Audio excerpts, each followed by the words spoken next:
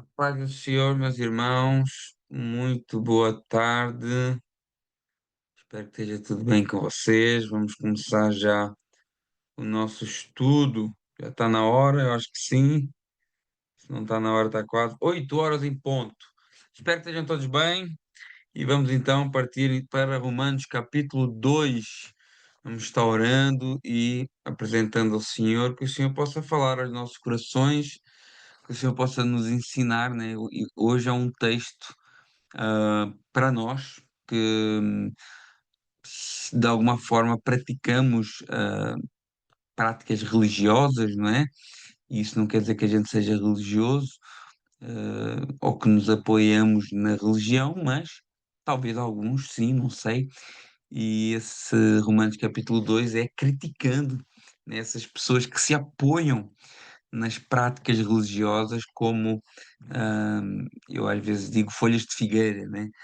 E vamos então orar, agradecer a Deus, que o Senhor possa estar a falar conosco nesta noite. Senhor, meu Deus e meu Pai, muito obrigado. Eu te agradeço, ó Pai, por tudo que o Senhor é, por tudo que o Senhor faz e por tudo aquilo que o Senhor tem falado no nosso meio, nos guiado e nos instruído, ó Senhor, para sermos cada vez mais segundo a imagem do Seu Filho. Ó Pai, nos abençoa neste momento, guia e fala ao nosso coração. Que o teu nome seja glorificado através da vida de cada um que está aqui comigo e aqueles que vão ver depois através das gravações. Muito obrigado por tudo, em nome de Jesus. Amém. Irmãos, como eu estava a dizer, esse capítulo 2 ele é um tiro certeiro na hipocrisia religiosa.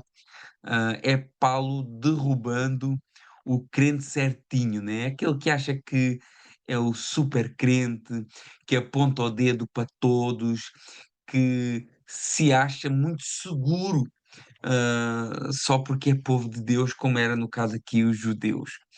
Ah, Romanos capítulo 1, nós, na aula passada, nós vemos como Paulo mostrou que os gentios, ou seja, aqueles que não eram judeus, ímpios, que não criam em Jesus, no Evangelho, eles estavam debaixo da ira de Deus, né?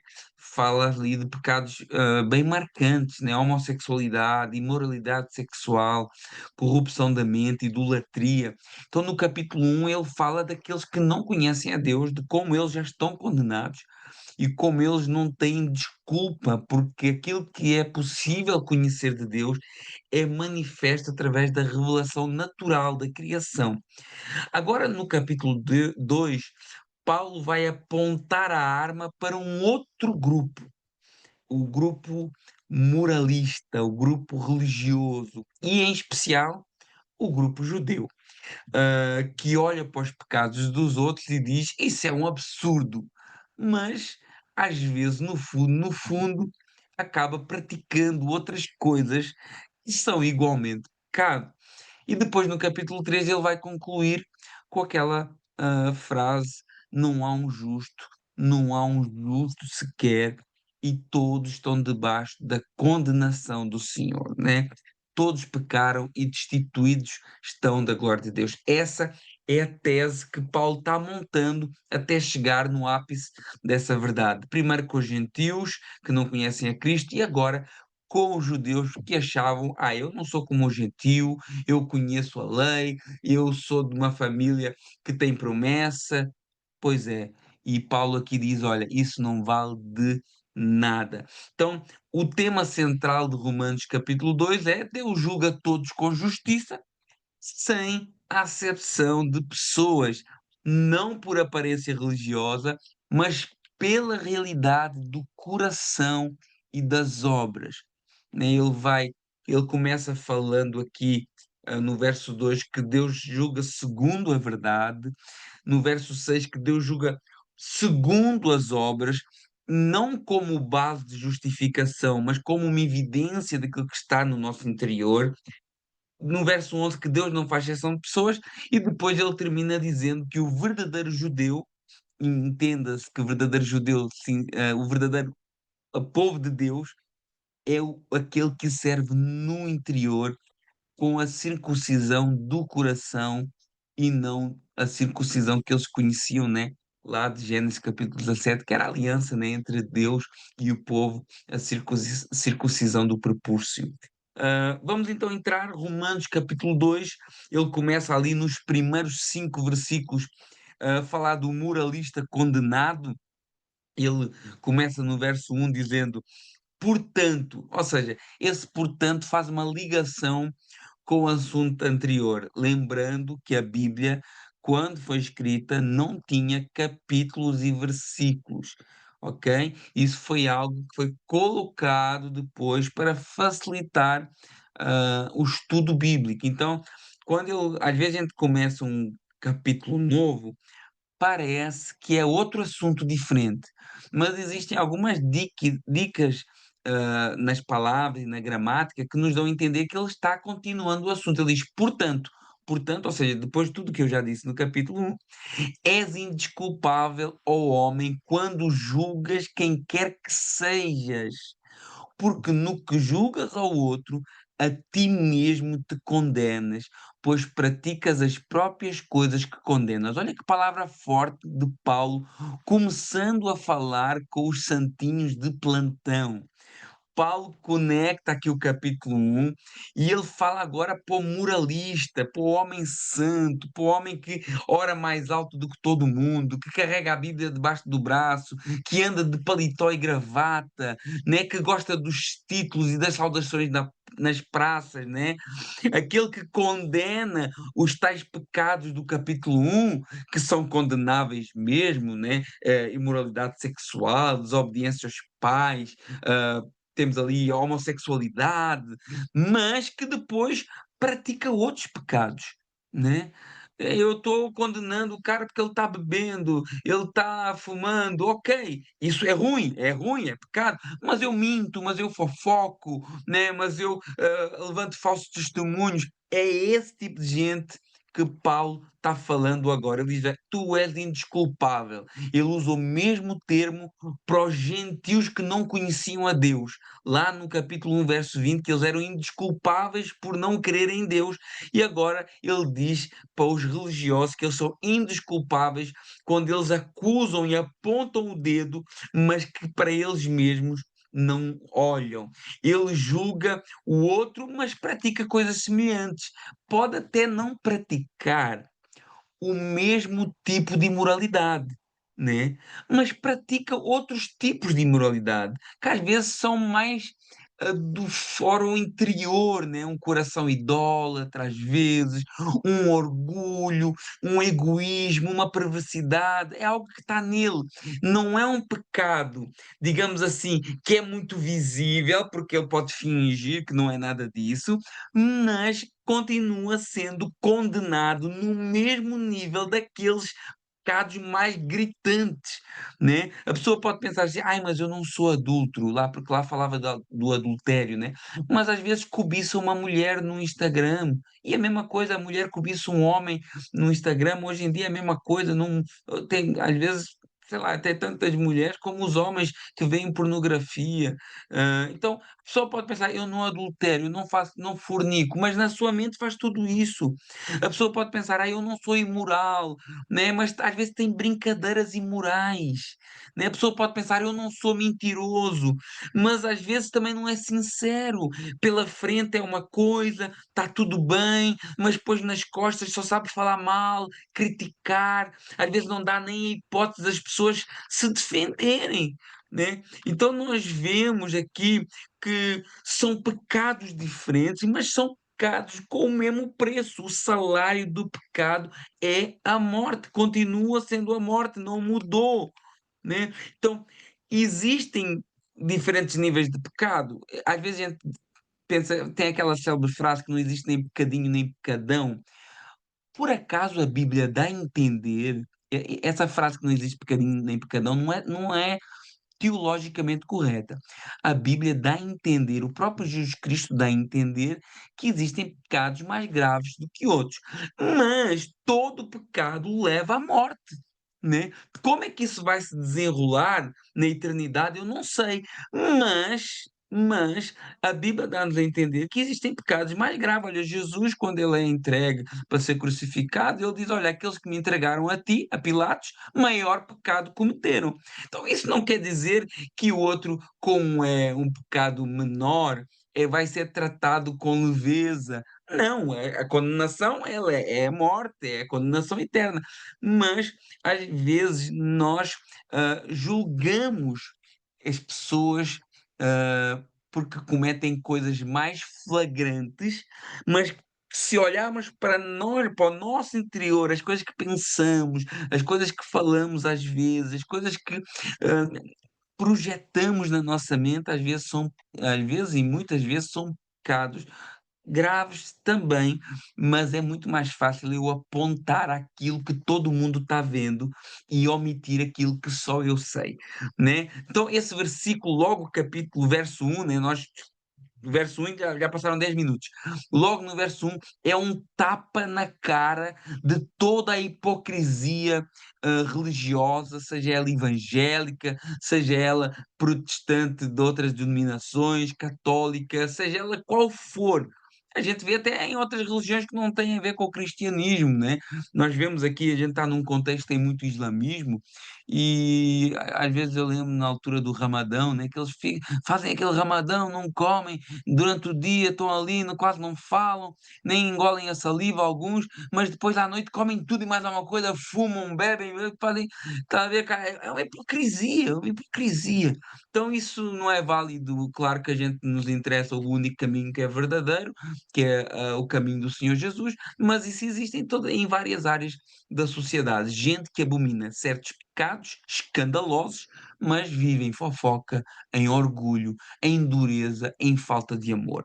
E Paulo diz: Sabemos, porém, verso 2, que o juízo de Deus é segundo a verdade contra os que praticam tais coisas. Ou seja, o juízo de Deus é segundo verdade. Deus não julga pela imagem, pela reputação, pela placa da igreja, mas pelo real estado do coração de cada um. Todos os exemplos que eu dei ali atrás são muito fáceis de disfarçar, né? Mas são realidades internas que, por vezes, até alguém que está mais próximo nem se apercebe. Mas nós servimos aquele que a Bíblia diz que tem olhos como chama de fogo. O que é que isso significa quando João vê Jesus lá em Apocalipse capítulo 1, vê Jesus com olhos como chama de fogo? Isso representa um olhar que tudo penetra, que discerne intenções, motivações, verdades ocultas. Nada escapa ao olhar de Cristo. E ele vê não apenas o que nós fazemos, mas por que é que nós fazemos?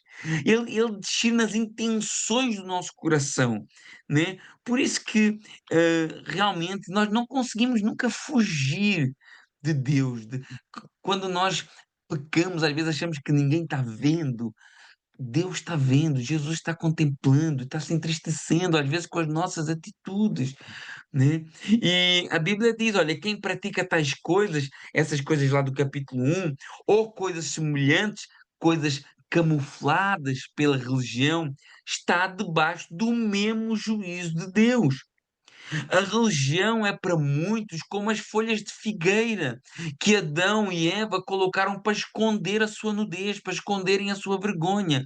E nós às vezes usamos também a religião e a nossa religiosidade, os nossos dizeres evangélicos, os nossos jargões evangélicos, às vezes até para esconder o nosso pecado. Verso 3: Tu, ó homem, que condenas os que praticam tais coisas e fazes as mesmas coisas, pensas que escaparás do juízo de Deus, né? Paulo está expondo aqui o auto-engano religioso, porque só porque eu condeno o pecado, eu acho que estou automaticamente do lado de Deus? Não. Conhecer o certo não salva. Condenar o erro não salva.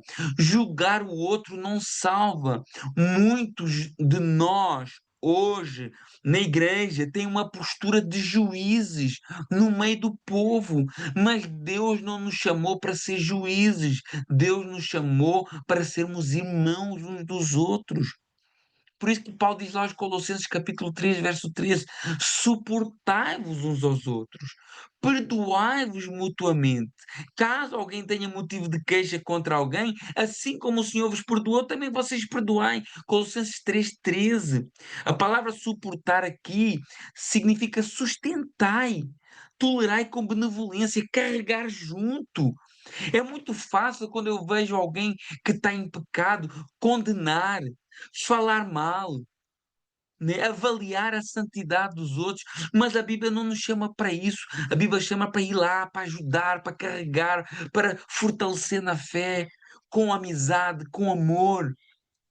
Paulo está nos ensinando que a vida cristã em comunidade exige paciência, misericórdia, perdão, porque todos erramos e todos precisamos da graça de Deus. Onde é que nós tiramos essa ideia de que nós somos dignos mais do que os outros? Todos precisamos da graça de Deus, tanto para sermos perdoados quanto para perdoar. É como se Paulo dissesse assim no verso de Colossenses capítulo 3, verso 13, né? O suportar, ou seja, assim como Cristo te aguenta, aguenta também o teu irmão. Assim como Cristo tem paciência para contigo, é longânime para contigo, seja longânime e paciente para com o teu irmão, com amor, com mansidão em oração. Verso 4: ó, desprezas a riqueza da sua bondade, tolerância e longanimidade, ignorando que a bondade de Deus é que te conduz ao arrependimento. Paulo está afirmando que quem se arrepende só o faz porque Deus é bom.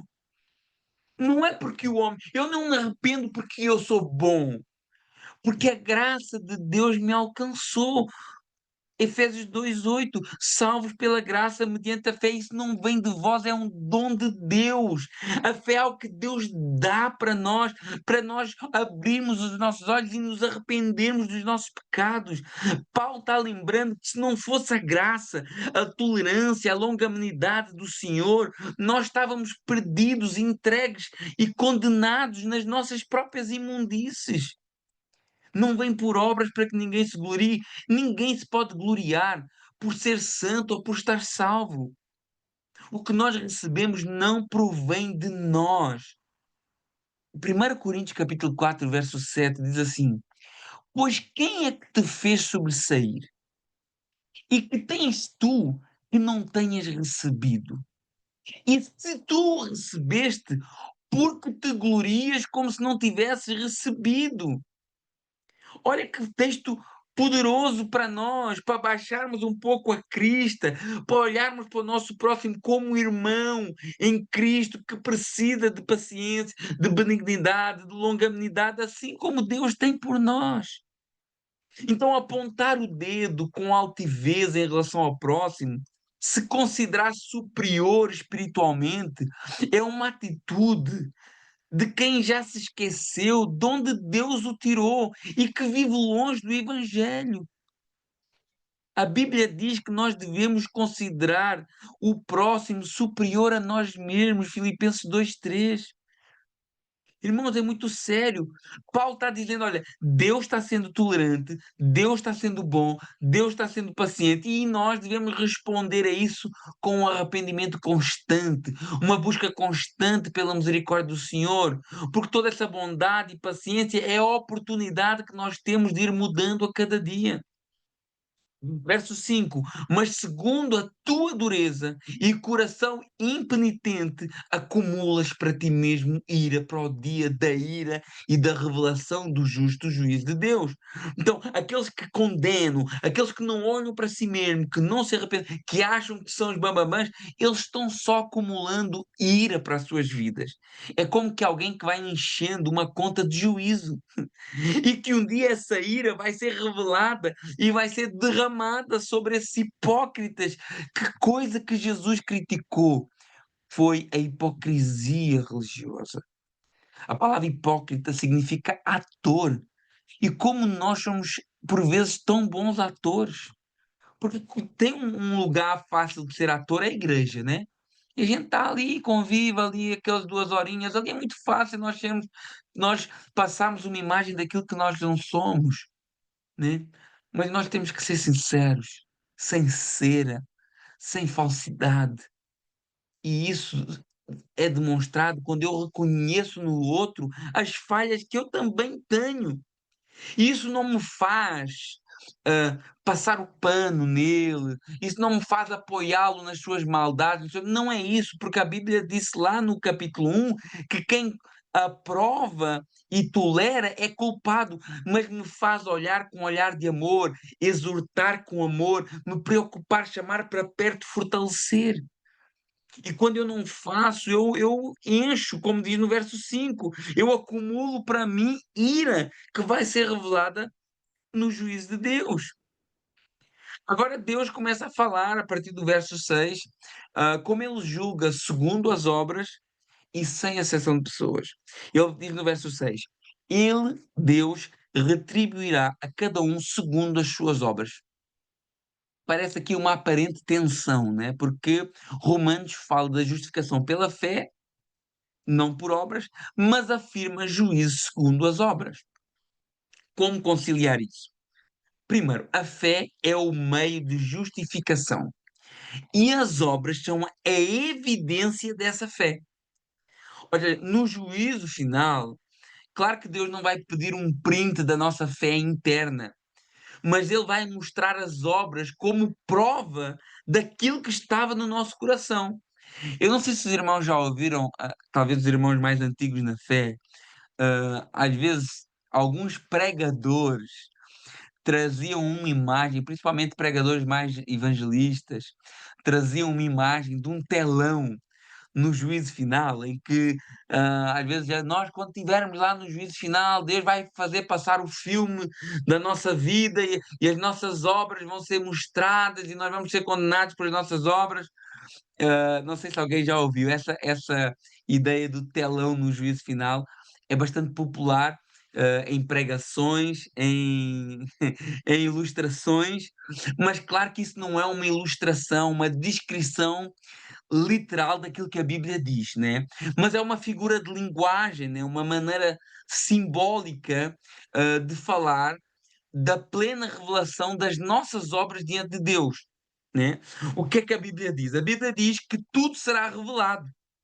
A ideia central e verdadeira é que nada ficará oculto diante de Deus. E Jesus afirmou isso muito claramente, pois nada há encoberto que não venha a ser revelado e oculto que não venha a ser conhecido, né? E Paulo confirma isso lá em 2 Coríntios capítulo 5, verso 10, porque todos devemos comparecer ante o tribunal de Cristo para que cada um receba segundo o bem ou mal que tiver feito pelo meio do corpo. E, portanto, tudo o que nós fizemos, fazemos e vamos fazer será revelado, inclusive as intenções do coração, né? Essa ideia do telão, essa figura do telão, surgiu como uma forma ah, pedagógica, não literal, para explicar essa revelação, especialmente no meio mais evangelístico. Essa imagem ela ajuda as pessoas a entender o conceito de que nada escapa ao olhar de Deus e que no juízo tudo será exposto à luz. Mas a Bíblia, obviamente, não fala de nenhum telão, né? Obviamente não fala de nenhum telão, nem de um filme de vida sendo projetado. Mas, respondendo agora aqui à Ângela, que perguntou que não é um exagero, a Bíblia usa um simbolismo semelhante. Numa altura em que não havia telões nem televisões, havia livros, né? Então abriram-se os livros, Apocalipse capítulo 20, verso 12, lá no juízo final. Então abriram-se os livros e os mortos foram julgados pelas coisas que estavam escritas nos livros, segundo as suas obras. Então, numa altura em que não havia televisões, não havia tecnologia, Paulo usou aquilo que havia. Os livros também, eu não acredito que seja um livro literal, mas que esse livro representa a perfeita memória e justiça de Deus, e claro que não um aparato tecnológico celestial, obviamente. Agora, o ponto real é que as nossas obras, obviamente não será num telão. A Bíblia diz que será um livro, não sei se é literal ou não, mas o princípio por trás é verdade. O importante não é se Deus usará um telão, livros ou o próprio olhar de Cristo. O importante de nós termos consciência é que nada estará escondido. Então eu não acho que seja um exagero, porque se nada estará escondido, então não é um exagero. Tudo que nós fizermos, irmãos, está a falar aqui de pessoas condenadas, atenção. No caso, de Apocalipse capítulo 20, ok? Pessoas condenadas. Então, nada será escondido. Tudo será julgado com verdade e justiça e cada um prestará contas de si mesmo a Deus. Romanos 14, 12. Para o crente em Cristo, esse juízo não será para condenação, mas será para galardão, como diz lá em 1 Coríntios capítulo 3, do 12 ao 15. Obras que são provadas pelo fogo, né? E o que for feito com amor e sinceridade permanecerá. Então, resumindo, não existe essa história do telão na Bíblia, né? Mas essa imagem serve para ilustrar a verdade de que nada ficará oculto diante de Deus e o foco bíblico é transparência do juízo e a justiça perfeita de Cristo. Então, essa imagem de que nada ficará oculto diante de Deus trará recompensas, né? Vem aqui no verso 7, no verso 7 diz, a saber, vida eterna. Cada um vai receber consoante as suas obras. Verso 7, a saber, vida eterna aos que, perseverando em fazer o bem, procuram glória, honra e incorruptibilidade, ou seja, para o salvo em Cristo Jesus, uma vida é marcada por perseverança, não é algo ocasional, né? Hoje o crente é muito inconstante, né? Tá lá a ler a Bíblia com toda a fé e depois, se for preciso, passa um ano sem ler a Bíblia. Mas depois dá outro, vai, pai, vamos ler a Bíblia, vamos orar, só que depois, passado uma semana, já esmorece, né? Não. O cristão, ele deve ser perseverante, não é algo ocasional, é algo constante e deve buscar honra e glória e incorruptibilidade, como diz a palavra, ou seja, coisas que apontam para o agir de Deus na sua vida e não glória humana. Então, a recompensa, né, do verso 6, segundo as obras, será a vida eterna para quem persevera procurando glória e honra e corruptibilidade divina, né? Este é o perfil do salvo. Não, o perfil do salvo não é perfeição, mas transformação, uma nova direção de vida com foco em Deus, né? Às vezes achamos que o crente, né, tem que passar um atestado de perfeição. Não é isso. Mas é uma vida transformada numa nova direção. Eu caminhava num sentido errado e agora eu caminho no sentido certo. E eu vivo uma santificação que é constante na minha vida. Eu vou me aperfeiçoando até o dia que eu estiver com Jesus. Agora, essa é a recompensa, que é a vida eterna para quem persevera e procura a glória de Deus. No verso 8 e 9, a recompensa, quem despreza e pratica essas obras de engano e de falsidade. Ira, verso 8 a 9. Ira, indignação aos facciosos que desobedecem à verdade e obedecem à injustiça. Tribulação e angústia virão sobre a alma de qualquer homem que faz o mal, primeiro do judeu e também no grego. Olha, então, os descrentes aqui são descritos como facciosos, pessoas teimosas, rebeldes, né? Que montam facções para se levantar contra outras pessoas, que são desobedientes à verdade e que amam a injustiça. Qual vai ser a recompensa? Ira e indignação será a resposta de Deus. Essa indignação, ela já se manifesta no tempo presente, né, da história humana sobre as pessoas que estão afastadas de Deus, né, como nós vimos lá em Romanos 1:18, que Deus os entrega aos seus pecados, mas também será uma ira e indignação futura, porque no futuro essa ira será plenamente aplicada sobre essas pessoas. E tribulação e angústia também, que é uma consequência interna e externa do pecado, né? essas palavras tribulação e angústia descreve o peso que o pecado traz sobre as pessoas. Temos muitas pessoas que aparentemente estão bem, mas que vivem numa constante tribulação, numa constante angústia, numa constante tristeza. Então, isso é uma consequência já presente daqueles que rejeitam o Evangelho. São sinais da ira presente, o vazio, a culpa, o desprezo, o medo, a confusão interior. Tudo isso é uma consequência natural de viver em rebeldia contra o Senhor, né? Isso são coisas, como diz o verso 9, que afetam a alma, o interior da pessoa, e vemos também que é algo individual. O verso 9 diz: qualquer homem não tem privilégios étnicos nem sociais. Qualquer homem que seja rebelde, ele vai sofrer a ira, a indignação, a tribulação e a angústia sobre a sua vida, né? Ele diz primeiro do judeu e depois do grego, isso é a ordem cronológica, a salvação ela parte do judeu, não ordem de importância. Atenção, sabermos definir o que é ordem cronológica e importância. Não está a falar de importância, porque Deus não faz exceção de pessoas, mas por ordem cronológica o evangelho e a verdade veio primeiro para os judeus. Então, o judeu recebeu mais luz, tem mais privilégios, né? Porque ele já estava em contacto com a verdade de Deus, mas também tem maior responsabilidade. Mas depois o gentio foi alcançado por essa mesma verdade por ordem cronológica. Verso 10. Recompensa, mais uma vez, para quem pratica o bem. Glória, honra e paz a todo aquele que pratica o bem, primeiro judeu, depois do grego. Mais uma vez, a mesma ordem cronológica, a mesma salvação para todos e o mesmo princípio de recompensa. Porque para Deus, verso 11, não há exceção de pessoas. Deus não julga por aparência. Ser judeu, ser religioso, ser gentio, ser evangélico. Ah, eu nasci na igreja, eu fui criado na igreja.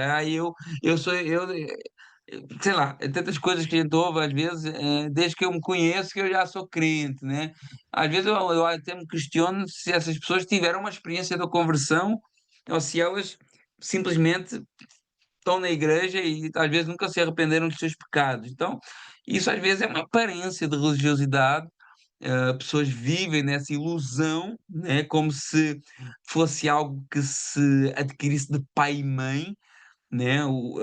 Eu não tenho aqui a referência, mas João capítulo 1, verso 13, se não estou em erro, eu acho que é o verso 13, diz assim, João capítulo 1, verso 13, diz assim: os quais não nasceram do sangue, nem da vontade da carne, nem da vontade do homem, mas de Deus. Então, o que é que João está falando aqui? Nós somos filhos de Deus, não é por herança. Deus não tem netos, Deus tem filhos, e para ser filho de Deus tem que ser através da crença pessoal em Jesus Cristo. Então, Deus não julga por herança, por religiosidade, por ser judeu ou não ser judeu, ou meu pai é cristão, ou meu pai é pastor, ou meu pai é isso, é aquilo. Deus não julga por isso. Deus julga segundo a verdade, segundo as obras e sem a exceção de pessoas. Ele não salva segundo as obras, ainda que a salvação ela tem que acompanhar obras como consequência da salvação, mas as obras podem condenar, né, se a pessoa não se arrepende, não começa a praticar novas obras de acordo com a realidade que ele recebeu e a graça. Agora, Paulo fala aqui sobre a lei externa e a lei interna, né? Que leva àquela discussão dos povos que nunca ouviram o Evangelho. E aqui ele dá assim, nós falámos sobre isso na aula passada, mas ele volta a falar sobre isso. Mas ele volta a falar sobre isso até, até num sentido de afronta contra os judeus. Né? No verso 12 diz: pois todos os que pecaram sem lei perecerão, e todos os que pecaram sobre a lei serão julgados. Então, aqui, sem lei, ele está a falar dos gentios que não receberam a lei de Moisés, e sobre a lei está a falar dos judeus. Dois grupos. Atenção, ambos pecaram. Né? Já vou explicar isso aí. O facto do judeu ter a lei não os faz mais dignos de salvação do que os outros povos, porque os gentios pecaram não conhecendo a lei, mas quebrando a lei moral que existe dentro do coração de todos os seres humanos. Todo ser humano tem um senso de moralidade, né? E mesmo esse senso que é fruto, que eu acredito na teologia se chama graça proveniente, mesmo mesmo nós sendo às vezes que não conhecemos o Evangelho, guiados por essa graça proveniente, acabamos fazendo coisas erradas também, acabando por pecar. Então, vemos que aqui Paulo está falando de dois tipos de pessoas que não têm a lei, mas pecam porque quebram a lei moral, e os que têm a lei, mas pecaram à mesma porque quebraram essa lei de Moisés, né? O propósito de Paulo, mais uma vez lembrando, é mostrar o grande problema da humanidade, o pecado, e como todos estamos contaminados por ele. Mas você pode se perguntar, mas os fariseus eram tão zelosos, será que os judeus não cumpriram a lei? Porque às vezes podemos questionar, né? Porque eles coavam o mosquito, né? Faziam todos os rituais, mas não cumpriam. Tiago, capítulo 2 verso 10 diz algo muito pesado para nós que queremos viver segundo a lei. Qualquer que guarda toda a lei, mas tropeça em um só ponto, se torna culpado de todos os outros. O que é que Tiago nos ensina?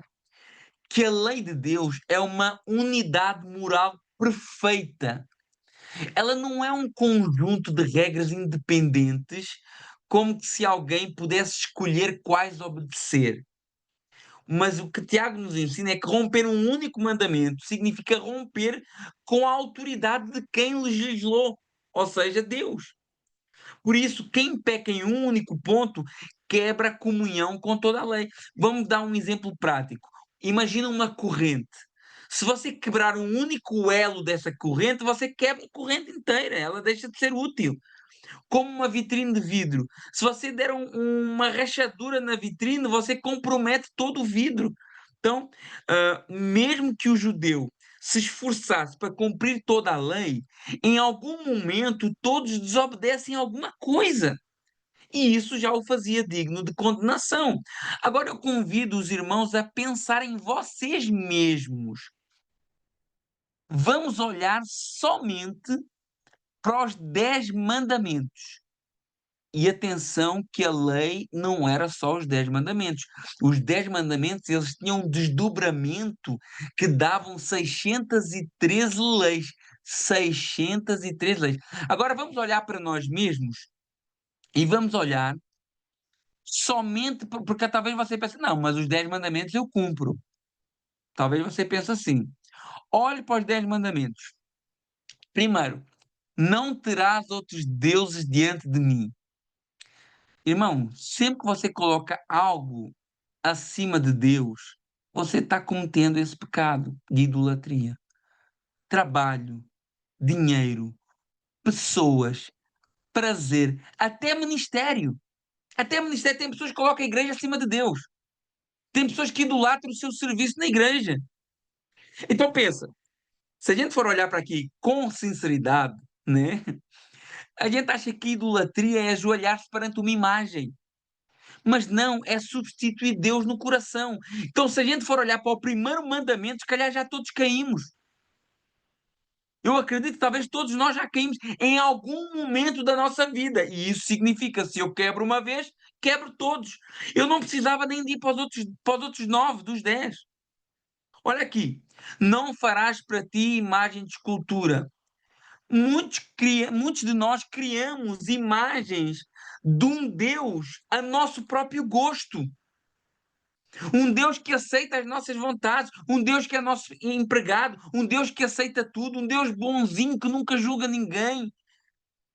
Então, isso também é uma forma subtil de idolatria, moldar Deus à nossa vontade.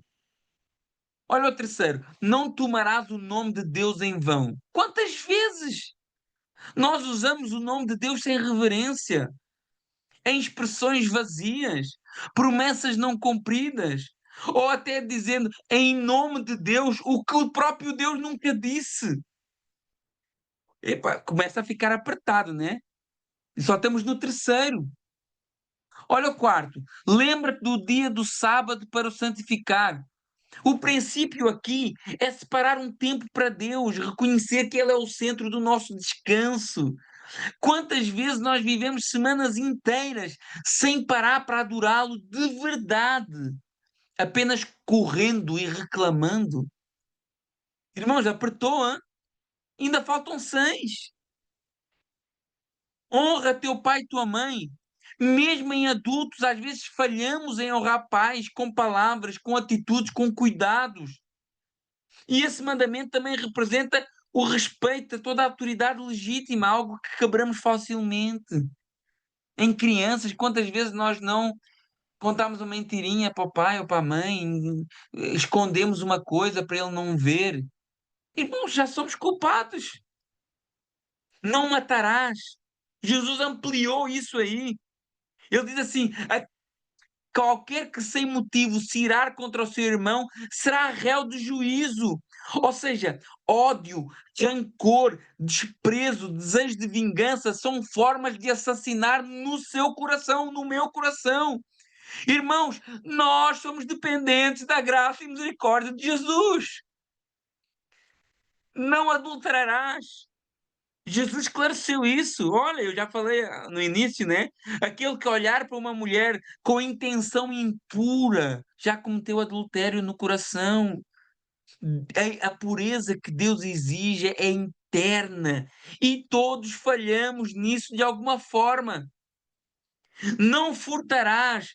O roubo não é só pegar algo material que não é teu, mas às vezes reter o que é devido, enganar, usar o tempo que era da tua família para outras coisas, que era de Deus para outras coisas, os recursos, a confiança. Não dirás falsos testemunhos. Quantas vezes não fazemos isso? Exagerando coisas que dizemos. Às vezes aconteceu assim uma unha e nós contamos um braço inteiro.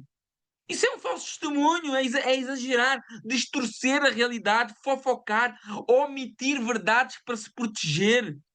Tudo isso é falso testemunho. Quem nunca fez isso? Verso 10: não cobiçarás.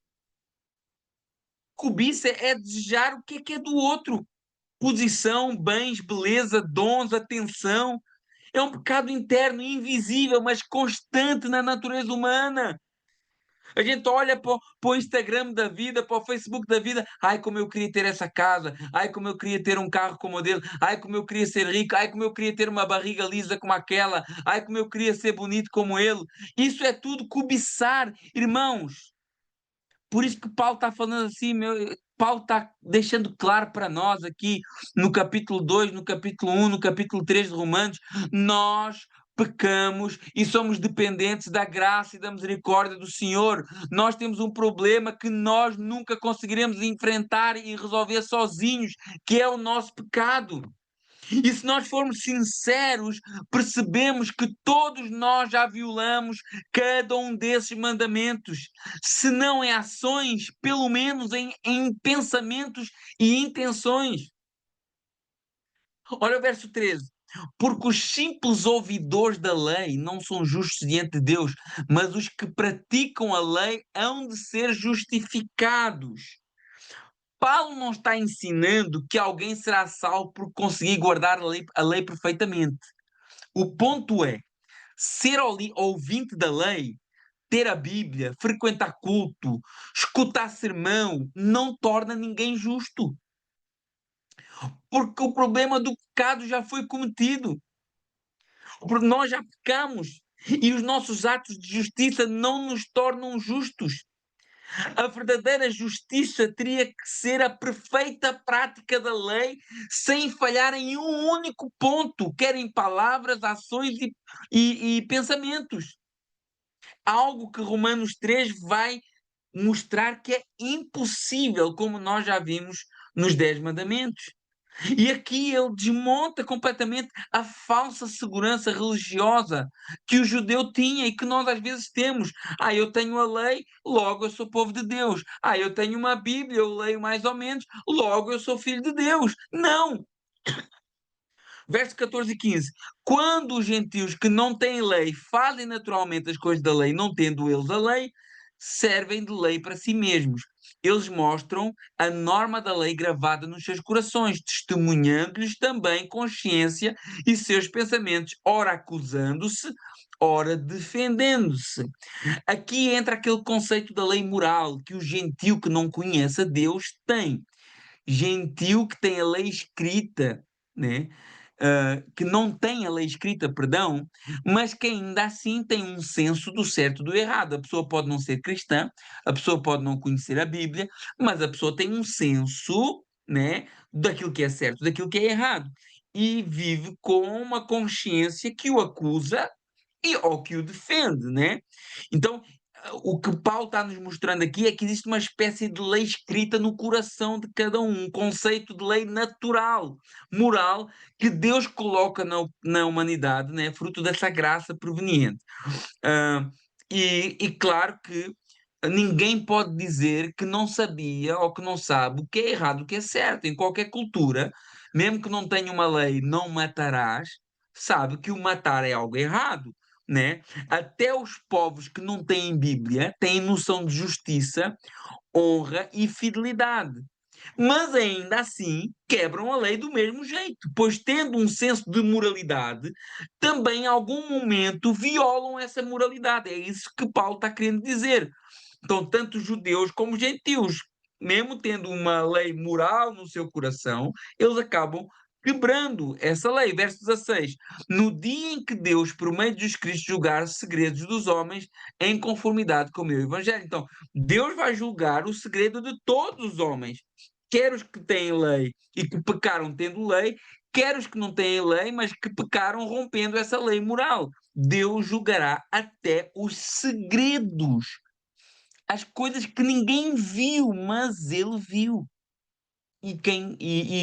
Jesus será o juiz. E Paulo, curioso, né? Ele chama aqui o meu evangelho, né? Porque Paulo havia recebido esse evangelho diretamente do Senhor e ele tinha plena convicção daquilo que ele pregava. Não era uma convicção orgulhosa, mas uma certeza de que ele também estava debaixo de tudo isso que ele estava falando. O próprio Paulo reconhecia que ele mesmo estava debaixo de tudo isso que nós estamos falando aqui. Essa incapacidade do homem por si mesmo de ser justo, né? Romanos, agora a partir do 17 até o 24, fala aqui mais especificamente contra o judeu religioso hipócrita que blasfema o nome de Deus. Verso 17 a 20 diz assim: Se tu, porém, que tens o sobrenome judeu, ou seja, que és do povo escolhido, né, repousas na lei e te glorias em Deus, conhece a sua vontade e aprovas as coisas excelentes, sendo instruído na lei, estás persuadido que és guia dos cegos, luz dos que estão em trevas, instrutor de ignorantes, mestre de crianças, tendo na lei a forma de sabedoria e na verdade? Então, Paulo descreve aqui o perfil de um judeu confiante na sua identidade religiosa, aquele que tem o nome judeu, ou seja, o povo da aliança, ele se apoiava na lei e ele se gloria por conhecer a vontade de Deus. E ele acaba se vendo como o guia dos cegos, a luz das trevas e o instrutor e mestre. Então, os judeus se achavam os donos dos oráculos de Deus, né? Como a própria palavra diz. Passando para os dias de hoje, aplicando para nós, às vezes nós achamos isso também, né? Porque somos o povo do Evangelho, recebemos Jesus no nosso coração, então nós achamos que somos também os caras, né? Nós somos a luz do mundo, o sal da terra, e às vezes nós passamos isso e achamos que a luz é nossa, que nós brilhamos uma luz própria, mas nos esquecemos que a luz que nós brilhamos é de Jesus, né?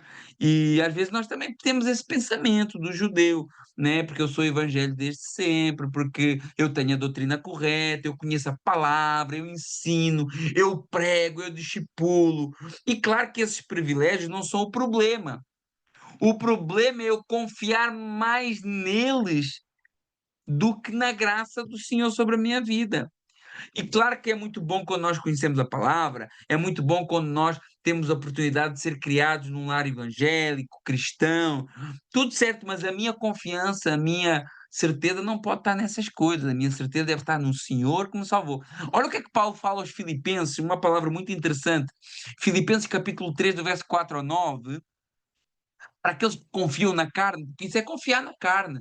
Não, eu estudei a Bíblia, eu fiz um curso, eu fiz 3 cursos de teologia, eu faço seminário, eu vou lá para a igreja, oro bonito. É os que confiam na carne, esses são os que confiam na carne. E Paulo diz assim: olha, verso 4 de Filipenses 3: bem, que eu poderia confiar também na carne. Se alguém pensa que pode confiar na carne, muito mais eu, circuncidado ao 8º dia, da linhagem de Israel, da tribo de Benjamim, hebreu de hebreus, quanto à lei fariseu, quanto ao zelo perseguidor da igreja, quanto à justiça que há na lei, irrepreensível. Paulo está, não, vocês acham que você pode confiar na vossa carne? Então eu posso confiar muito mais. Mas, verso 7, mas o que era para mim lucro, considerei perda por causa de Cristo. Sim, de veras considero tudo perda por causa da sublimidade do conhecimento de Cristo Jesus, meu Senhor, por amor do qual perdi todas as coisas e as considero como esterco para ganhar a Cristo e ser achado nele, não tendo justiça própria.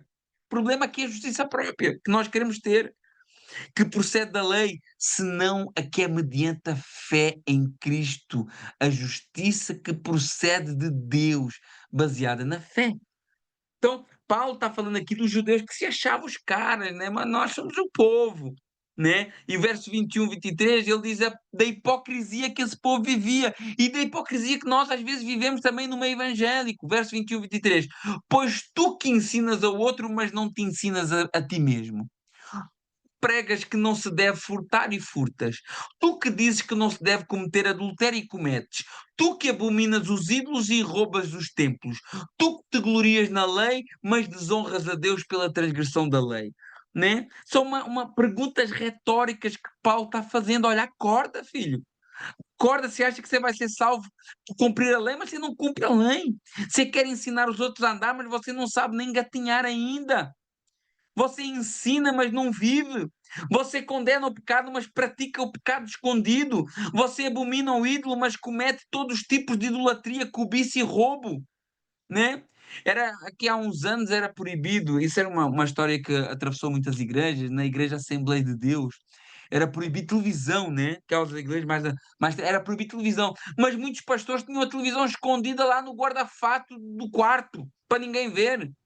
Mas depois subiam nos púlpitos que proibiam os irmãos de ter televisão, mas eles tinham escondido, né? Então é isso aqui, você prega, mas você não vive o que é que você prega, né? É a diferença entre ortodoxia, que é ter a doutrina certa, e ortopraxia, que é viver a vida certa. Então é muito mais importante eu ter a ortopraxia, eu praticar a doutrina correta, do que eu só conhecer, né? Esse Romanos capítulo 2, ele é um espelho assustador para nós que servimos e pregamos. Líderes, pregadores, professores de Bíblia, qualquer crente, né? Que já apontou muito o dedo para fora e pouco para ele mesmo. Nós podemos ter a doutrina correta. A questão é se nós estamos a ter a prática correta. A ortopraxia é mais importante do que a ortodoxia. Por isso, que a pior coisa, meus irmãos, é a pessoa pregar algo que ela não vive. Viver uma vida de falsidade. Porque mais cedo ou mais tarde, ainda que ninguém aqui nesta terra veja, mas Deus contempla tudo.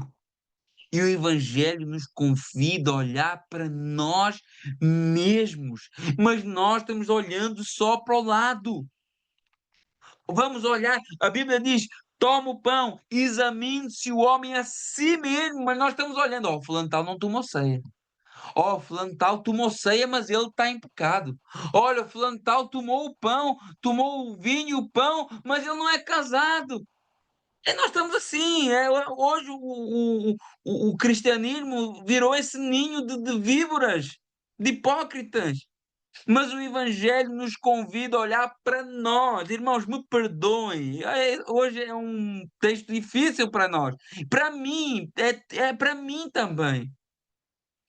E pior, nós não só não fazemos o que pregamos muitas vezes, como nós blasfemamos o nome do Senhor, verso 24. Pois, como está escrito, o nome de Deus é blasfemado entre os gentios por vossa causa. Quando o povo de Deus vive de forma contrária ao caráter de Deus, os gentios acabam blasfemando o nome de Deus. Ou seja, aqueles que não conhecem a Deus, eles acabam blasfemando Deus, porque o Deus que eles conhecem é a referência que eles veem em nós. Mas a referência que eles veem em nós muitas vezes não é a referência de Deus. É a nossa referência de pecado que tentamos camuflar como sendo de Deus. E nós, às vezes, no lugar de aproximarmos as pessoas de Deus, afastamos as pessoas de Deus com esse nosso olhar hipócrita, farisaico. E pior, às vezes não afastamos só pessoas da igreja, afastamos pessoas do próprio Deus. Quantas vezes não acontece? Pessoas que não frequentam a igreja porque conhecem um crente lá no trabalho que rouba, que mente, que engana, que não é honesto. E a pessoa pensa assim: o quê? Ser crente como este aí? Nem pensar, não quer saber dessa igreja onde ele vai. Essa igreja, esse Deus que ele serve, isso é o Deus do diabo. Entendem? Como que nós às vezes podemos ser a causa para que o nome de Deus seja blasfemado? Romanos capítulo 25. A circuncisão, olha ele agora voltando para a questão da lei. A circuncisão, com efeito, tem valor. Você quer que circuncidar? Ok, boa. Tem valor. Se praticar a lei. Quer circuncidar? Que, eu não vou comer carne de porco. Você quer? Ok, fica tudo. Eu não vou trabalhar no sábado. Ok, então não come camarão, não come polvo. Tem uma série de coisas aí, vai ver a lei. E pratica todos. Hipocrisia, nós queremos viver debaixo da lei. Verso 25: a circuncisão com efeito tem valor se praticares a lei. Se, porém, és transgressor da lei, a tua circuncisão se torna incircuncisão. Ou seja, esse sinal que Deus tinha dado a Abraão, como a marca do povo de Deus, uma marca física, né? Era um símbolo de algo que viria. Hoje o nosso selo é a presença do Espírito Santo na nossa vida. Agora, a circuncisão tem valor? Paulo diz, ele tem valor, mas ele está condicionada à obediência, e nós já vimos ser impossível devido à natureza caída do homem. Então, se o judeu é transgressor da lei, esse sinal perde o seu significado. Olha o que é que Paulo fala aos Gálatas, capítulo 5, verso 2 e 3, porque ali havia aquele povo ali, lá na igreja da Galáxia, que queria obrigar os cristãos a circuncidar, a guardar o sábado, a praticar as festas religiosas. E Paulo diz, ok, verso 2 do Gálatas, capítulo 5, eu, Paulo, vos digo, se vos deixar circuncidar, Cristo de nada vos aproveitará. De novo testifico que todo homem que se deixa circuncidar está obrigado a guardar toda a lei. E isso serve um pouco para nós também, quando Paulo fala da circuncisão e dessa circuncisão falsa que eles faziam porque depois não cumpriam. É a mesma coisa que às vezes nós batizamos, tomamos ceia, somos membros de uma igreja, temos um cargo de liderança e tudo isso tem valor, mas isso não salva ninguém. E tudo isso sem uma vida nova em espírito e em verdade é só um ritual vazio. Verso 26 e 27. Se, pois, a incircuncisão guarda os preceitos da lei, porventura a incircuncisão não será tida por circuncisão? E aquele que é incircunciso por natureza, ou seja, o gentio, se cumprirá a lei, não julgará a ti que com a letra da lei e com a circuncisão és transgressor? Paulo faz aqui um argumento que para um judeu era chocante. Um gentio que não é circuncidado, mas que vive em obediência a Deus, é mais aliançado com Deus do que um judeu circuncidado desobediente. é de frisar aqui que Paulo está falando de uma situação hipotética. Ele está falando, olha, se os gentios conseguissem guardar todos os preceitos da lei, mesmo que eles não fossem circuncidados, né? Então eles seriam mais justos, né? E seriam mais santos do que vocês, sendo circuncidados e não guardando nada, né?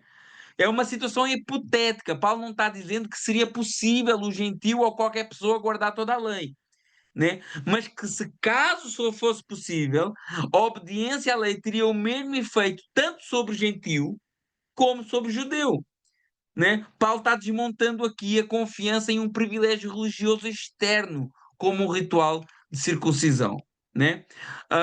Versos 28 e 29, para terminarmos, aguarde só mais um segundinho, porque não é judeu quem apenas é exteriormente, nem é circuncisão a que somente é feita na carne.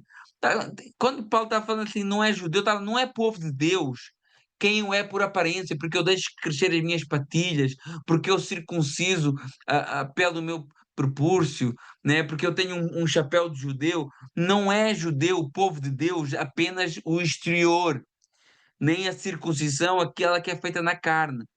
Porém, judeu é aquele que o é interiormente, na circuncisão do seu coração, no espírito e não segundo a letra, e cujo louvor não procede de homens, mas procede de Deus. E aqui termina esse capítulo, e é o clímax do capítulo. Ou seja, não é judeu o povo de Deus só quem tem sangue de judeu, só quem tem tradição de judeu, só quem tem marca no corpo, só quem cumpre rituais.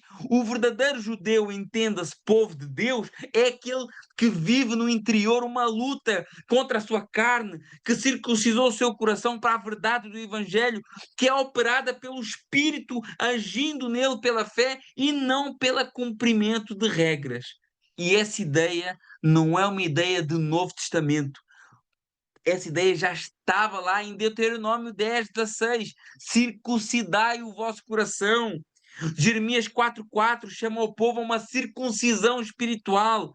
E Paulo está aqui preparando o terreno para definir que o povo de Deus é definido por fé e não por etnia ou prática religiosa, que a verdadeira obra de Deus é interior, pelo Espírito Santo, e não como algo externo, e cujo louvor, como termina esse capítulo, não procede de homens, mas de Deus.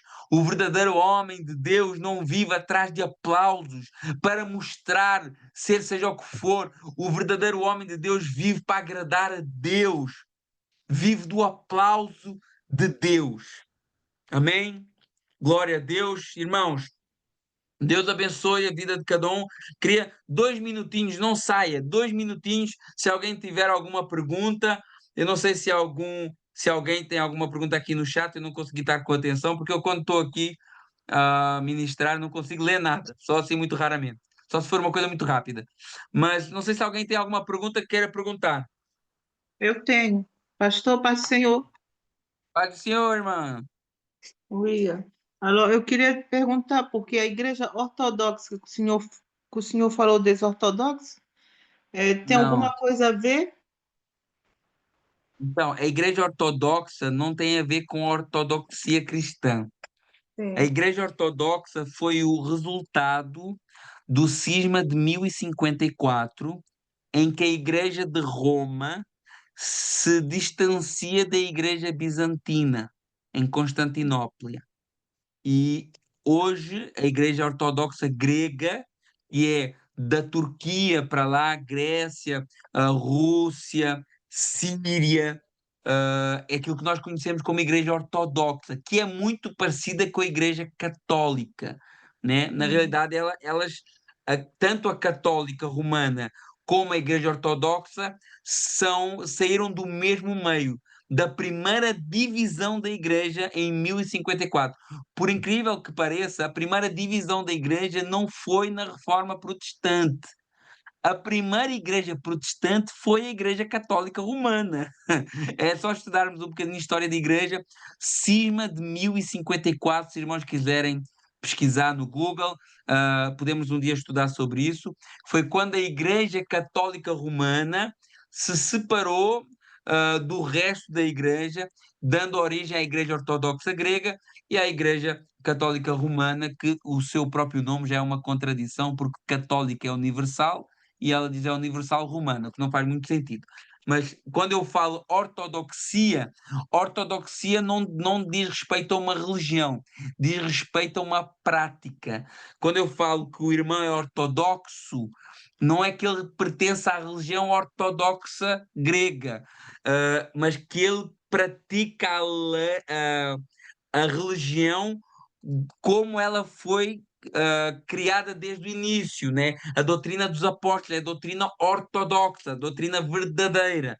Então, o termo ortodoxo não está linkado exclusivamente a uma religião, assim como o termo protestante também não está. Eu posso ir para ali protestar porque o salário está muito ruim. E isso não faz de mim um protestante cristão, né? Faz de mim um protestante de outra área. A mesma coisa com a ortodoxia. Existe a Igreja Ortodoxa Bizantina do Oriente e existe a prática ortodoxa da doutrina, a doutrina dos apóstolos. São palavras que significam fidelidade aos ensinos originais. Amém? Amém, pastor. Obrigada. Amém. Obrigado. Irmãos, vamos orar, vamos terminar. Senhor, meu Deus e meu Pai, muito obrigado. Eu te agradeço, ó Pai, por esse estudo, por esse momento, por essa palavra que nos confronta, que nos faz olhar para nós, que nos faz considerar a nossa atitude em relação aos nossos irmãos, às vezes mais fracos na fé, mas que sabemos que são tão importantes na igreja e que o Senhor ama também. Que a gente possa não apontar o dedo, mas que a gente olhe para o nosso interior e buscar mudar para sermos consoante à imagem do teu Filho amado e ajudar aqueles que estão em dificuldade na fé, amando, exortando com amor e dando a mão para caminharmos juntos na tua presença. Obrigado por tudo, abençoa, Pai, a vida de cada um que aqui esteve nesse momento e que essa palavra possa fazer morada nos nossos corações para a honra e para a glória do teu santo nome, em nome de Jesus. Amém. Irmãos, Deus abençoe. Um grande abraço a todos e até uma próxima.